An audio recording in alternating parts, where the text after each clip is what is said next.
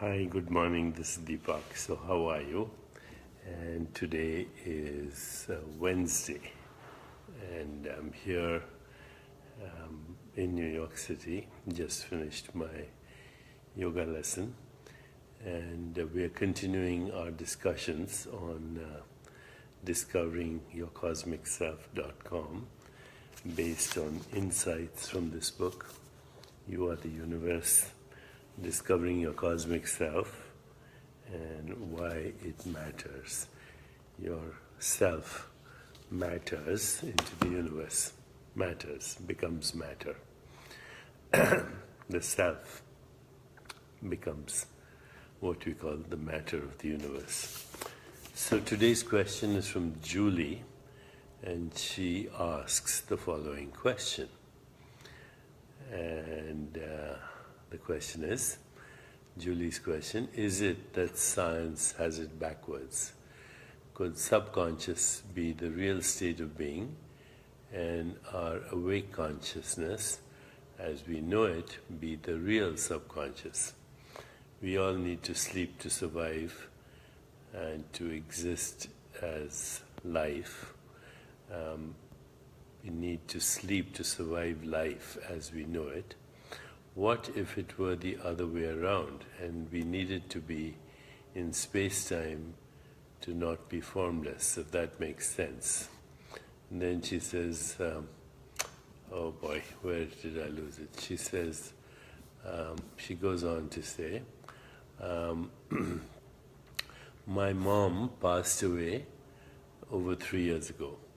She did not believe in death. She believed that the consciousness survives, and she also believed in reincarnation. Since her death, she has strongly proved to me that she survived death and is still very much aware. I also have constant dreams of her. The reason for my question, for the past 3 years, in my dreams, she spends a lot of time trying to convince me that the subconscious state is the real reality. She has helped me become aware when I'm asleep and that I'm not in space-time. I'm formless and I'm at the same place that everyone goes when they die. I almost feel more aware over there in the subconscious dream state than I do in this awake state. I don't need to be convinced. I feel she's right, but it's much better getting validation or clarification in space-time. And there's a big smile from her as she ends this sentence. I'm convinced that the perception of science is backwards when it comes to consciousness.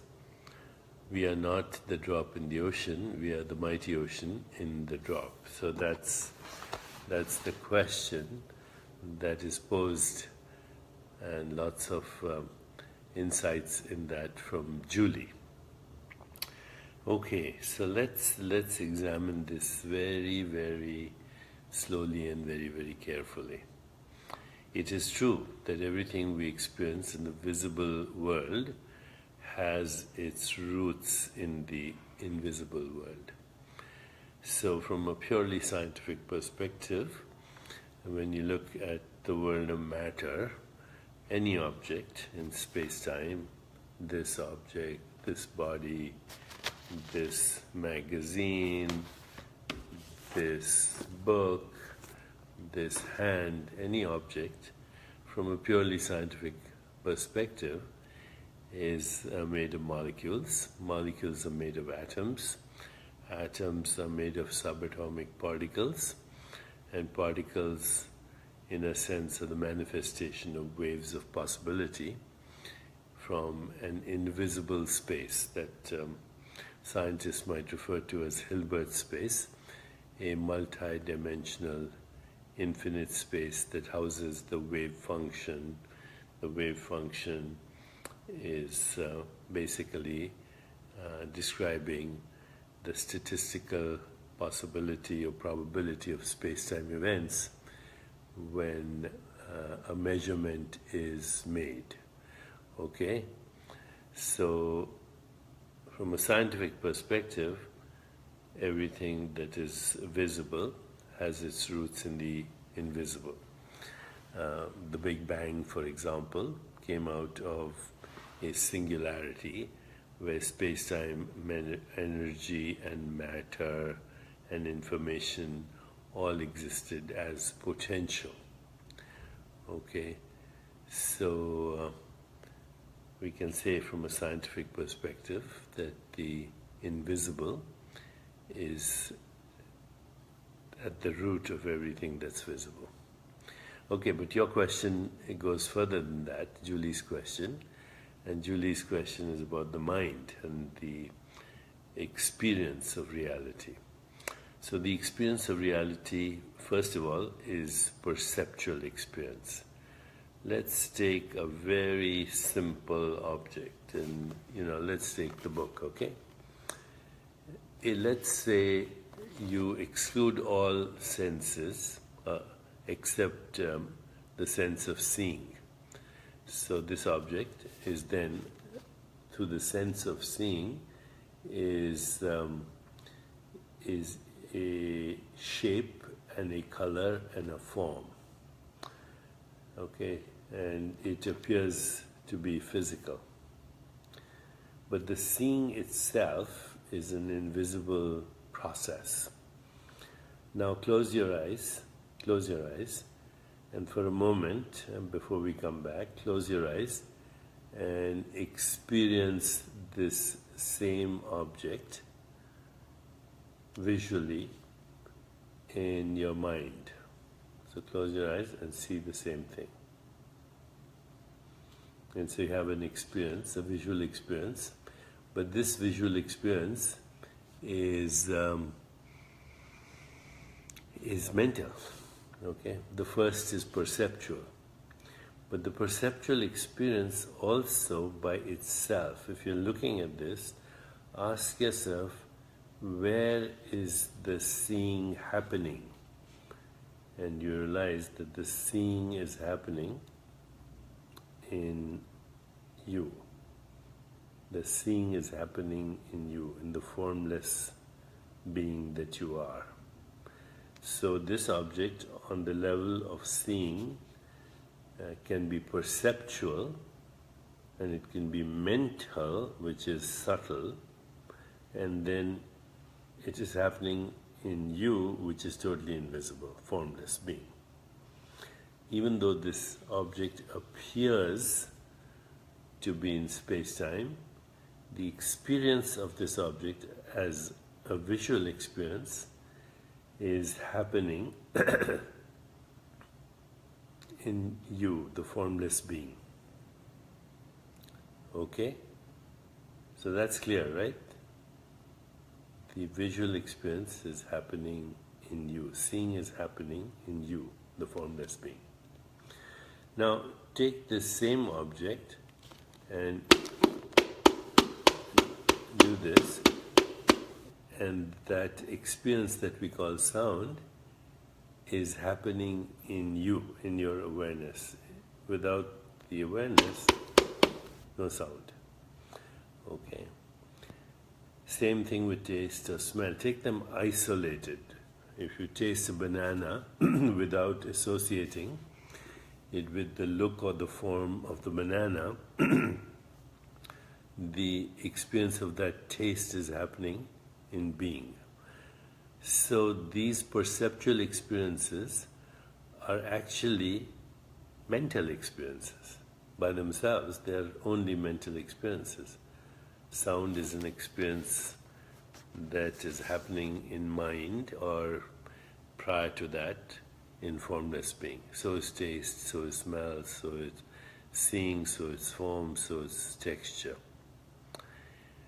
But when we are in the so-called waking state, we combine these perceptual experiences and then we give them a name and we create a construct such as book, watch, hand, body.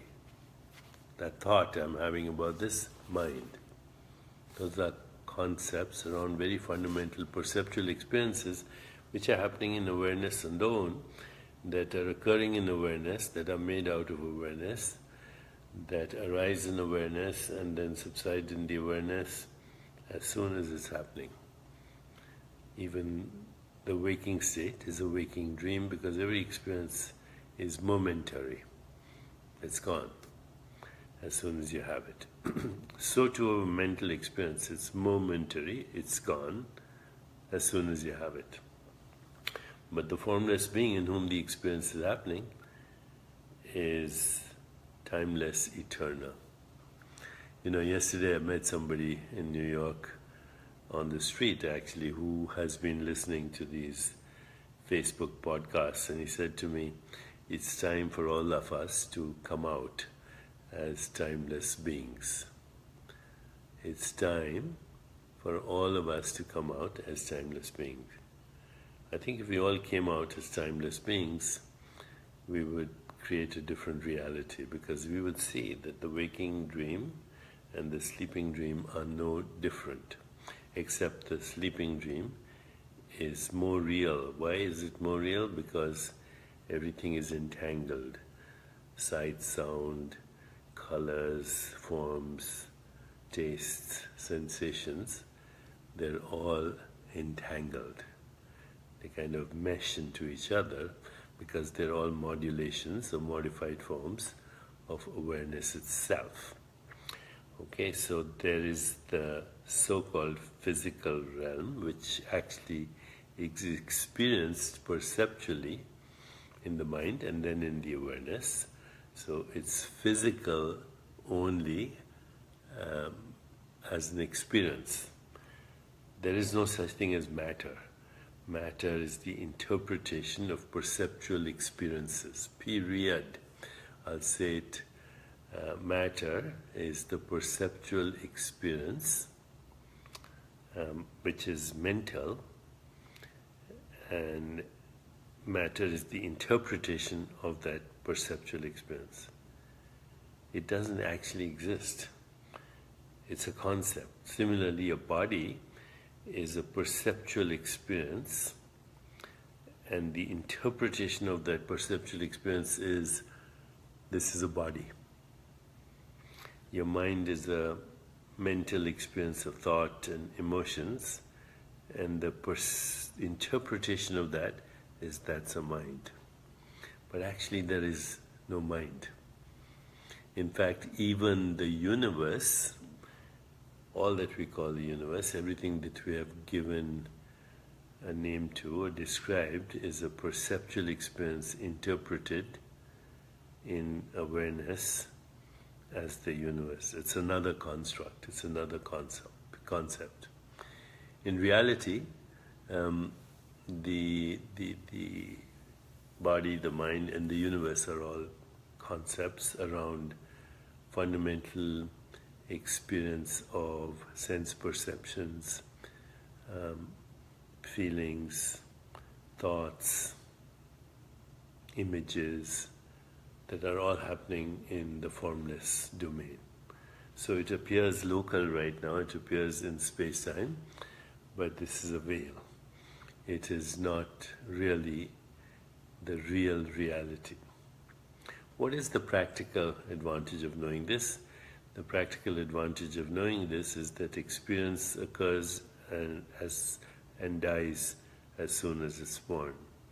You can't hold on to experience. It's a modulation, a modified form of your own self, your body, so-called, your mind, and everything that we call the physical world is a modified form of yourself. So in that sense, you are the universe is a very literal statement. Okay, so now to tell you some very interesting stories. So if you go back to my Facebook post from Saturday, you'll see that I was interviewing a child with autism, and his mother, his father, his therapists, this child whose name is Akhil. And please go check out my post from Saturday, Akhil is able to go into the mind of his mother and other minds and experience what they're experiencing. So let's say I give the mother something like this. This is an experiment we did, and we'll soon be publishing it. So you read the word "thank you" over here, and you give this to the mother, and she's looking at it, and the child is somewhere there, and he has difficulty speaking because he has autism disorder, or what we call, he's on the autism spectrum. So she is reading this note, and he's sitting over there in front of a computer, and he types out what she's reading. So when we asked him, "What are you reading?" he says, "I'm just reading what my mother is reading because I'm in her mind. I'm in her mind." And so we did many experiments with this child. We put in random numbers and gave them to the mother to look at, and the boy who was, mother was behind him, the boy would type out the random numbers, type out the random words, and when he was asked, "How do you do it?" he says, "I just experience the mind of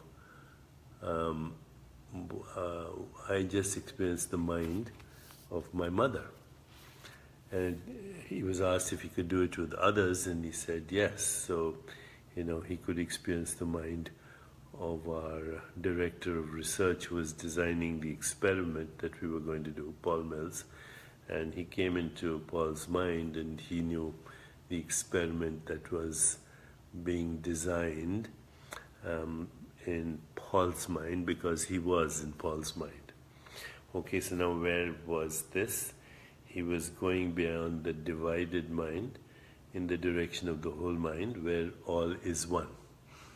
So this boy with autism spectrum disorder, somewhere on the autism spectrum, is actually living in the invisible world.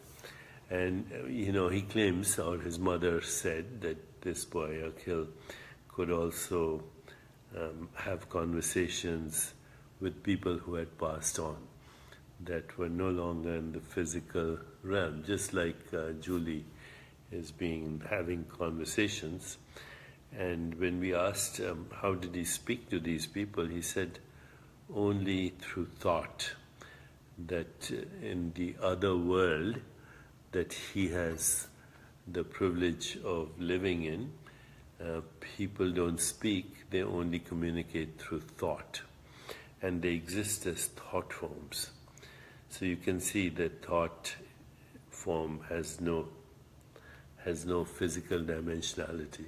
You can't weigh a thought, you can't measure it, you can't taste it, you can't smell it, but you experience thoughts. But we also experience in our mind sounds. Close your eyes and you can think of your favorite song. Like I can close my eyes and think of, say, John Lennon singing Imagine, and then I hear it. But there's no sound in my brain, and yet I'm having an experience. In the same way as I'm having the experience of the actual song, but the actual song also is being heard in formless being. Okay, so all experience occurs in formless being. We can call this a veiled non-locality, that we are all actually living as formless beings in a formless domain which is infinite, timeless, eternal, but we experience ourselves as objects or body minds in this domain that we call space-time and causality. But this is a veiled form of non-locality, because even the experience of space-time and causality is happening in formless being, where we are all connected. We're all part of dimensionless, or you might say infinitely dimensional, or eternal, or infinite mind. Okay, so that is the non-local domain, which is totally invisible, but without which there would be no experience of the so-called visible, but the so-called visible is also a mental experience. Okay, so I want to also say that in the mail I received yesterday, this book from Amit Goswami, who's a physicist, it's called The Everything Answer Book, Life, Death, and the Meaning of Life, how quantum science explains a lot of what we call reality. So I'm just going to read to you something from Amit Goswami, and he says, he's talked about non-locality. So non-locality is where everything is entangled and enmeshed and part of the one mind. He says, in our discussion so far, we have identified the quintessential quantum principles, the most important concepts in a quantum activist's tool: downward causation, non-locality, discontinuity, and tangled hierarchy. So let me explain what he means, okay? Downward causation means consciousness conceives, governs, constructs, and becomes the world. Consciousness is at the top, and then it expresses itself as this local dimension. Akhil is a good example. He lives mostly in the non-local world of consciousness, and he has actually a difficult time in the local world, although he's slowly getting adjusted to it. But the local world is the projection, it's the veil, and so that's downward causation. Non-locality means a realm where space-time, information all exist in the oneness of being. Non-locality, where communication and correlation and synchronicity dominate. The communication is without signals. Everything is connected to everything else, and the correlations and the synchronicities are unmitigated, which means the robustness of the correlation does not diminish with distance in space-time. Unmitigated, unmediated, there's no signal, and instantaneous or simultaneously. Discontinuity means that every perceptual experience is independent. So right now, as you're looking at me, you experience continuity, but actually these are flashes of discontinuity, in that each moment of perception is a photo, and then next moment another photo, and next moment another photo, with a little gap in between. And in that gap is where the experience is happening in your formless being, but those photos are so close to each other that you experience continuity. So the world appears to us to be continuous, but it's actually a discontinuity. In every act of perception, you actually create the world of experience in every act. It appears continuous because of memory and because of the continuity of being. Being is the only thing that is continuous.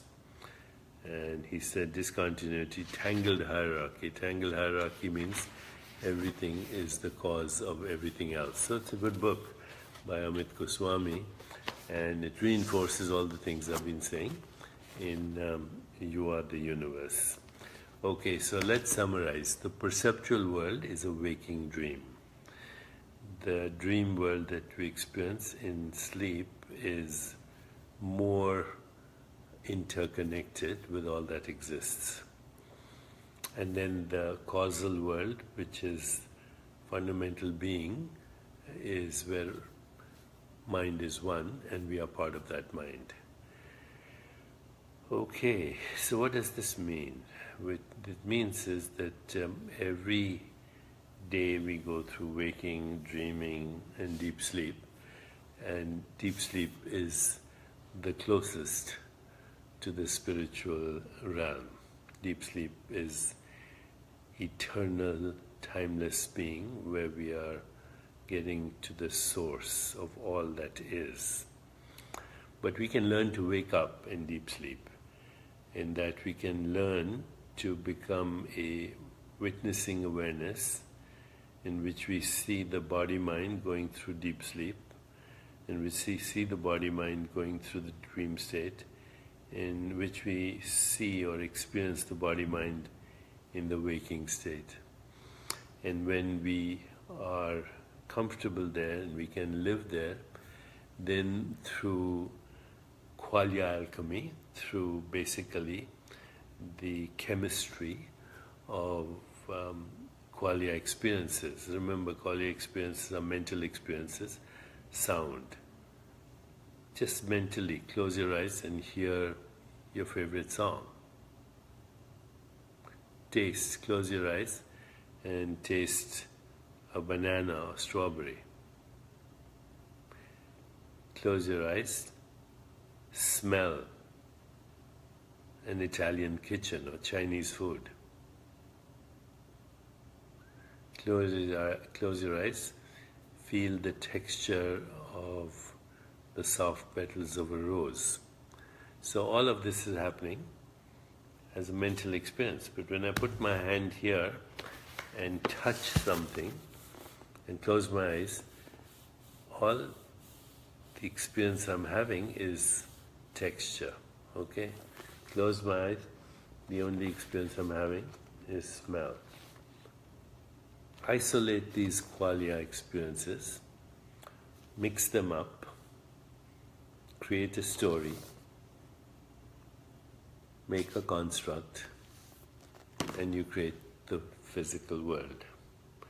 So I started this conversation by saying that a spiritual adept masters the invisible world of qualia. Okay? Learns to be comfortable in the subtle body, where there are sounds, sensations, colors, forms, smells, textures. Learn to construct stories out of that, and soon those stories project as physical reality. But the physical reality is a momentary projection that arises and subsides. You are a timeless being. Learn to wake up to awareness in dream state. Learn to wake up to awareness in the sleep state. Sam Berry asks, is that the secret to creating reality? Is the secret to creating what we call perceptual reality, which is of course a mental experience. The real reality is not created, it's uncreated, it's timeless being. Timeless being. That's the only real reality. The rest is a projection. You are the light of awareness in which all experience is born.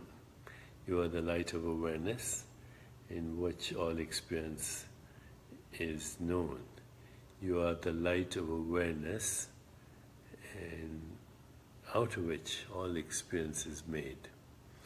Okay, and the experience is always in the form of a mental experience. Sound, touch, sight, taste, smell. So if I touch my two hands, or I touch this book, or I touch the computer or the table or the camera, the experience by itself is just a sensation. That's it. And where is that sensation? In awareness. What is that sensation made out of? Awareness. Where is it known? In awareness. So, we are the light of the world. I am the light of the world, you are the light of the world. And the light of the world is not photons, which are mental constructs for certain modalities of experience. The light of the world is our own being.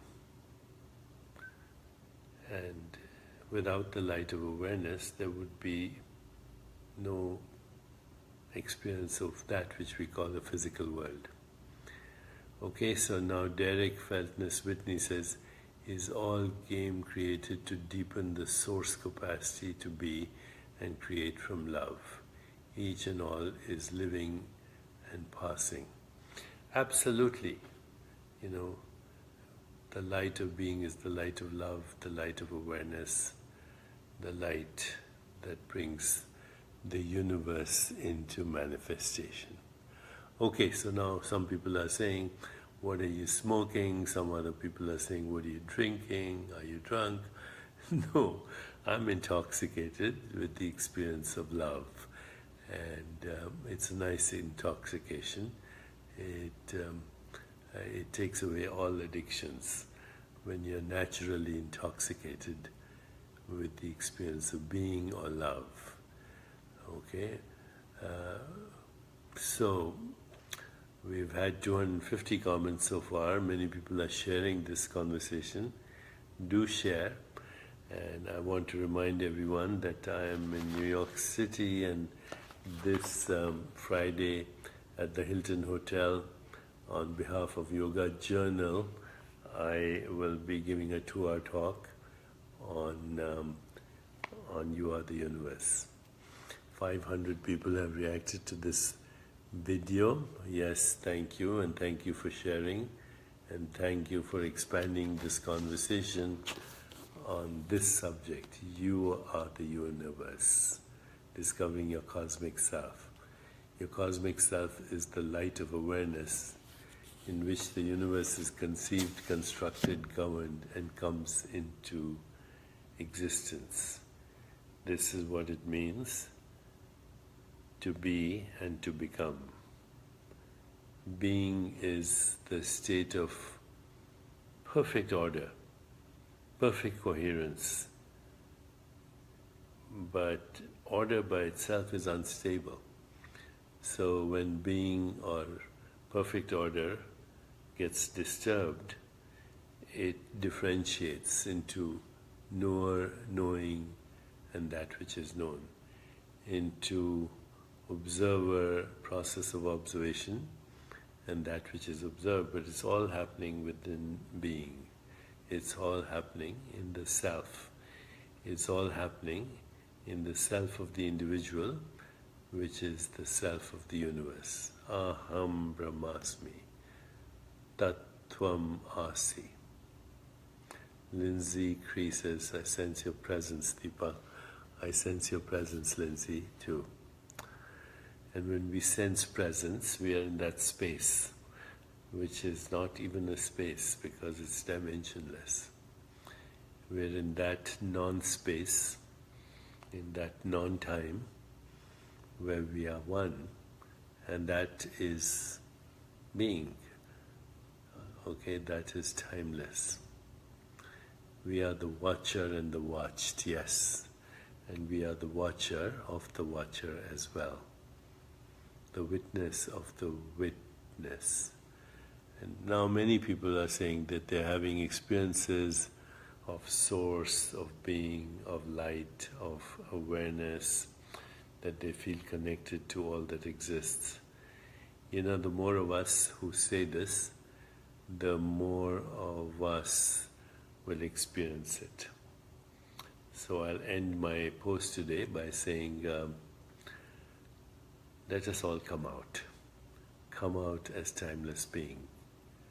And once we are out of the closet and declare to the world that we are timeless beings in each other, that we are part of each other, that there is only love, then we'll be holy and we will be healed.